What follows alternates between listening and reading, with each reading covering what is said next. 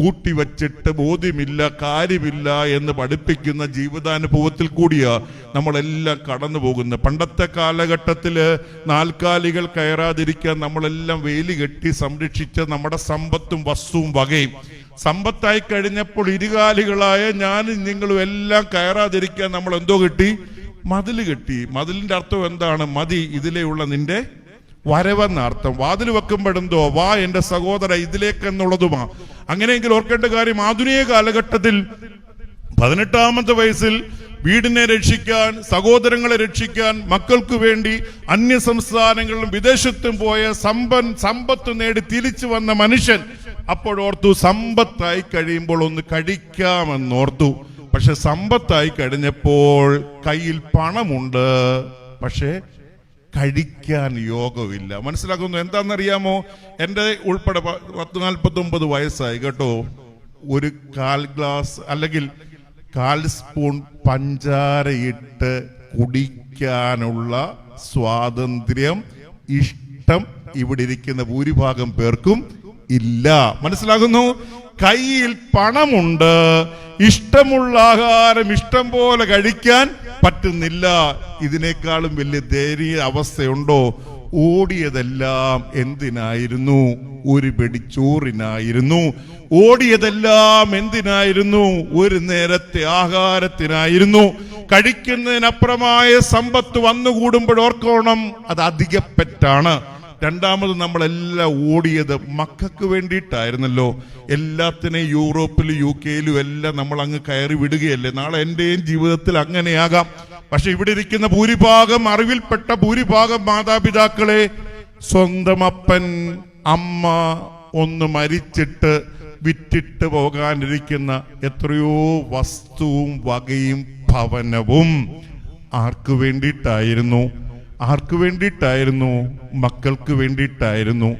മക്കൾക്ക് വേണ്ട എന്ന് തോന്നിയാൽ പിന്നെ അതങ്ങനെ കൂട്ടിവെക്കരുത്. മനസ്സിലാകുന്നു? മക്കൾക്ക് വേണ്ട എന്ന് തോന്നിയാൽ പിന്നെ അതങ്ങനെ കൂട്ടിവെക്കരുത്. അവനവന്റെ കാലഘട്ടത്തിലെ സമ്പാദ്യം അവനവൻ അനുഭവിക്കാനുള്ളതാണ്. മനസ്സിലാകുന്നു? അവനവന്റെ കാലഘട്ടത്തിലെ സമ്പാദ്യം അവനവൻ അനുഭവിക്കാനുള്ളതാണ്. ചില സ്ത്രീ സമ്മാനത്തിലൊക്കെ ചില നേരത്തെ ചില അമ്മച്ചിമാര് പറയും, അച്ഛാ UK-യിലുള്ള കൊച്ചുമോക്ക് വേണ്ടി ഇപ്പോഴും ഞാൻ കുടുക്കകത്ത് ഇങ്ങനെ സമ്പാദിക്കുന്നുണ്ടെന്ന്. മനസ്സിലാക്കുന്നു? വയസ്സാം കാലത്ത് വല്ല ബൂസ്റ്റോ ബോൺമിറ്റായോ തിന്നിച്ചാകാനുള്ളതിന് ലണ്ടനിലിരിക്കുന്ന കൊച്ചുമോക്ക് വേണ്ടി സമ്പാദിക്കേണ്ട വല്ല കാര്യമുണ്ടോ? മാതാപിതാക്കളെ, മക്കളെ വളർത്തുന്നതിന് കണക്കില്ല.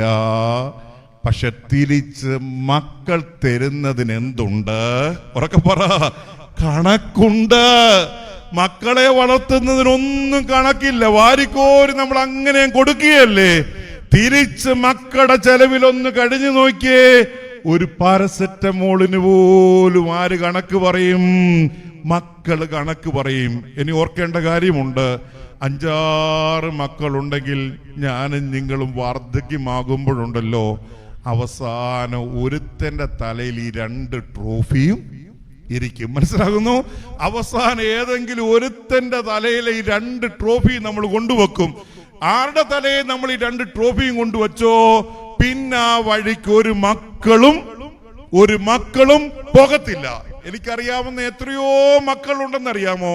ജീവിതയാത്രയിൽ ഇളയവന്റെ തലയിലോട്ട് അല്ലെങ്കിൽ ഏതെങ്കിലും ഒരുത്തന്റെ തലയിലോട്ട് ഈ അപ്പനെയും അമ്മയും കൊണ്ടുവച്ചിട്ട് തിരിച്ചൊരു പാരസെറ്റമോളും പോലും ഒരു ഓർലിക്സ് പോലും ഒരു ബൂസ്റ്റ് പോലും ജീവിതയാത്രയിൽ ക്ഷേമമാണോ എന്ന് പോലും ചോദിക്കാത്ത എത്രയോ മക്കൾ ജീവിതയാത്രയിൽ നോക്കുക.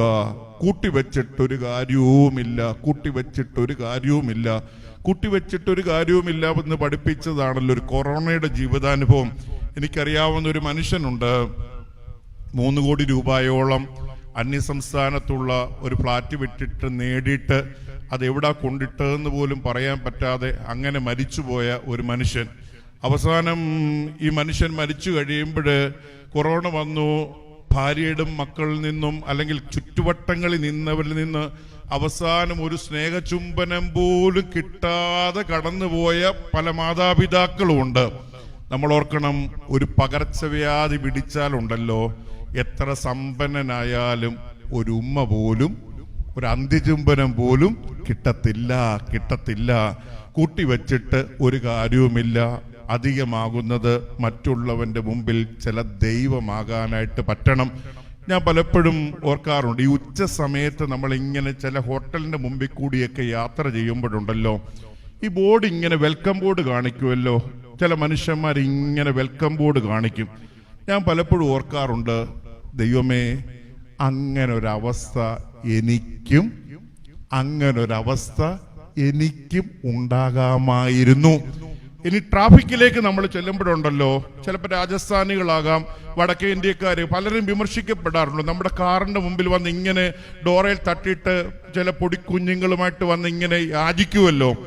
അപ്പൊ ഞാൻ പലപ്പോഴും ഓർക്കാറുണ്ട്, എനിക്കും ഇങ്ങനെ ഒരു അവസ്ഥ ഉണ്ടാകാമായിരുന്നു, എൻ്റെ ഭാര്യയ്ക്കും ഇങ്ങനെ ഒരു അവസ്ഥ ഉണ്ടാകാമായിരുന്നു, നാളെ എൻ്റെ മകൾക്കും ഇങ്ങനെ ഒരു അവസ്ഥ ഉണ്ടാകാമായിരുന്നു. ആരും കരുതരുത് ഇപ്പോഴത്തെ അവസ്ഥ ഇങ്ങനെ അങ്ങ് പോകുമെന്ന്. ദൈവം ഉയർത്തിക്കഴിയുമ്പോൾ, സമ്പന്നനായി ദൈവം ഉയർത്തിക്കഴിയുമ്പോൾ, മറ്റുള്ളവന്റെ ജീവിതത്തിൽ ദൈവത്തിന്റെ കരമാകാൻ പറ്റണം. ദൈവം നടത്തുന്നു എന്ന് ബോധ്യമുള്ള മനുഷ്യ, മറ്റുള്ളവന്റെ ജീവിതത്തിൽ ഓർക്കാപ്പുറത്ത് ദൈവത്തിന്റെ കരമാകാനായിട്ട് പറ്റണം. കാനാവിലെ കല്യാണത്തിലെ ഗൃഹസ്ഥനെ നടത്തുന്ന 3-4 ബോധ്യങ്ങളിൽ ഒന്നാമത്തെ ബോധ്യം ദൈവത്തിന്റെ കരമാണ് തന്നെ നടത്തുന്ന ബോധ്യം.